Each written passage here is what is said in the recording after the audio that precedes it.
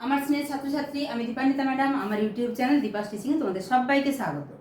তোমরা যারা 11 থেকে 12-এ উঠেছো, থার্ড সেমিস্টার দিবে, অর্থাৎ যারা ফাইনাল 2027-এর উচ্চ মাধ্যমিকের ফাইনাল পরীক্ষার ক্যান্ডিডেট, তাদের জন্য আজকের ভিডিওটি ভীষণই গুরুত্বপূর্ণ হতে চলেছে।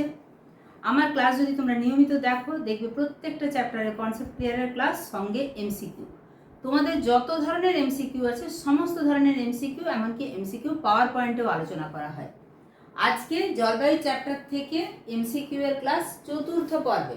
এর আগে সিম্পল বা বেসিক টাইপের এমসিকিউ আলোচনা হয়েছে 3টা পর্বে। আজকে আলোচনা করব শূন্যস্থান পূরণ কর। আমি একটু পেনটা নিয়ে নিই।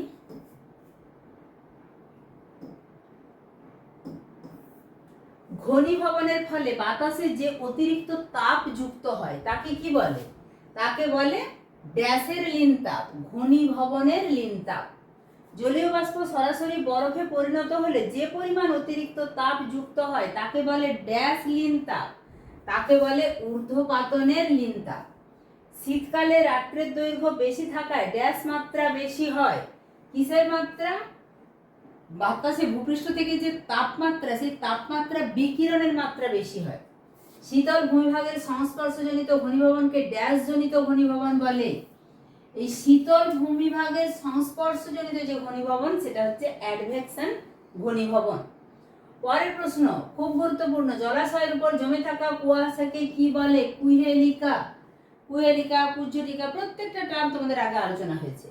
ড্যাশ কুয়াশা 2 দিন থেকে 1 সপ্তাহ পর্যন্ত স্থায়ী হয়। বিকিরণজাত কুয়াশা। তোমাদের এই শূন্যস্থান পূরণেও কিন্তু 4টে করে অপশন থাকবে, মানে উত্তরটা তোমাদের চোখের সামনে থাকছে, তোমাকে সঠিক উত্তরটা নির্বাচন করতে হবে। বিকিরণজাত কুয়াশার দৃশ্যমানতা ড্যাশ থেকে ড্যাশ মিটার পর্যন্ত হয়ে থাকে। যেটা বিকিরণজাত কুয়াশা, সেটার দৃশ্যমানতা 3 মিটার থেকে 10 মিটার পর্যন্ত হয়ে থাকে। ধোঁয়াশা ও হেজ মিলিত হলে তাকে ড্যাশ বলে? তাকে বলে স্মেজ। ধোঁয়াশা আর হেজ মিলিত হয়ে তৈরি করে স্মেজ। লন্ডনে ধোঁয়াশাকে কি বলে? লন্ডনে ধোঁয়াশাকে বলে পি সোপ। চলে যাব পরের প্রশ্ন 10-এর দাগে। সীমান্ত সৃষ্টির প্রথম পর্যায়ে যে কুয়াশা সৃষ্টি হয় তাকে কি বলে? তাকে বলে প্রাক সীমান্ত কুয়াশা। সীমান্ত সৃষ্টির প্রথম পর্যায়ে সৃষ্ট কুয়াশা। সীমান্ত সৃষ্টির সময়ে প্রাক সীমান্ত, আর সীমান্ত বিলুপ্তির সময় যে কুয়াশা তাকে বলে সীমান্ত পরবর্তী কুয়াশা। একদিনের মধ্যে ড্যাশ মিলিমিটার বৃষ্টিপাত বা তুষারপাত হলে তাকে ড্যাশ অধঃক্ষেপণ দিন বলে? তাকে 0.25 মিলিমিটার বৃষ্টিপাত যদি হয় তখন তাকে অধঃক্ষেপণ দিন বলে।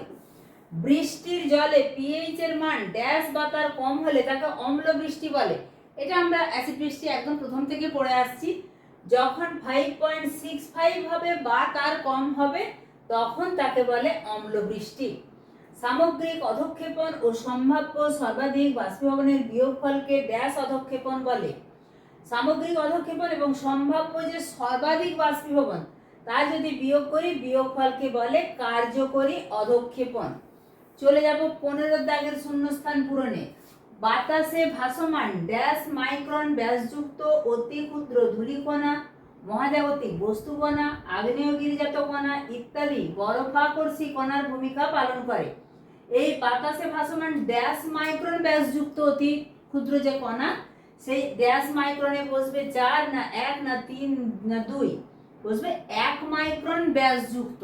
মানে সেটা তোমরা বুঝতেই পারছো যে সেটা অতি ক্ষুদ্র ধূলিকণা।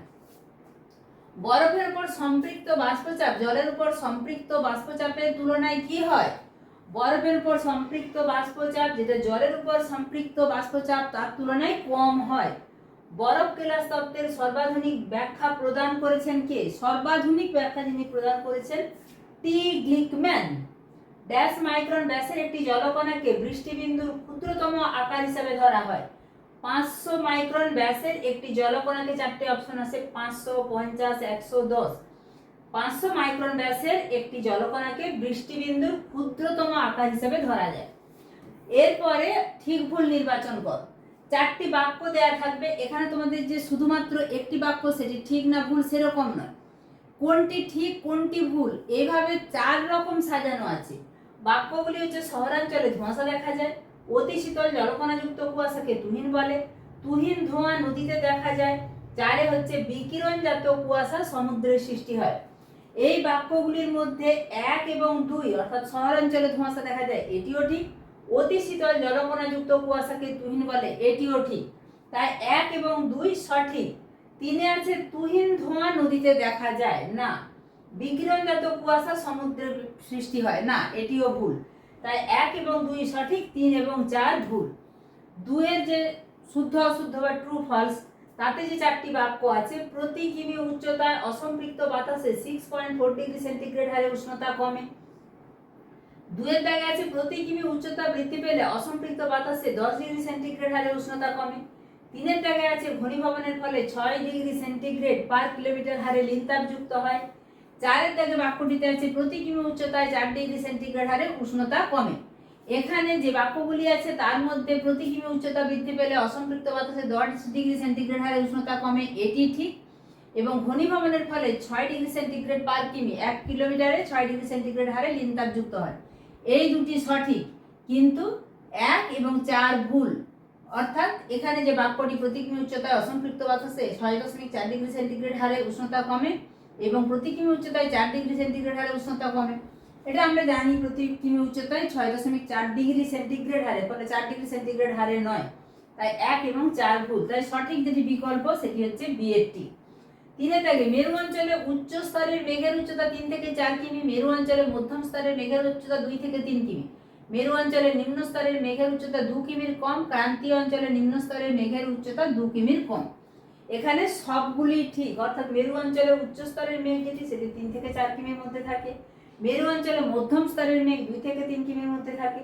মেরু অঞ্চলে নিম্ন স্তরের মেঘের উচ্চতা হচ্ছে 2 কিলোমিটারের কম এবং ক্রান্তীয় অঞ্চলেও নিম্ন স্তরের মেঘের উচ্চতা 2 কিলোমিটারের কম। তাহলে এভাবে যদি প্রত্যেকটা ক্লাস তোমরা ফলো করতে থাকো তাহলে কিন্তু তোমাদের সমস্ত এমসিকিউ হয়ে যাবে। তাই বলবো অবশ্যই চ্যানেলটা সাবস্ক্রাইব করে রাখবে।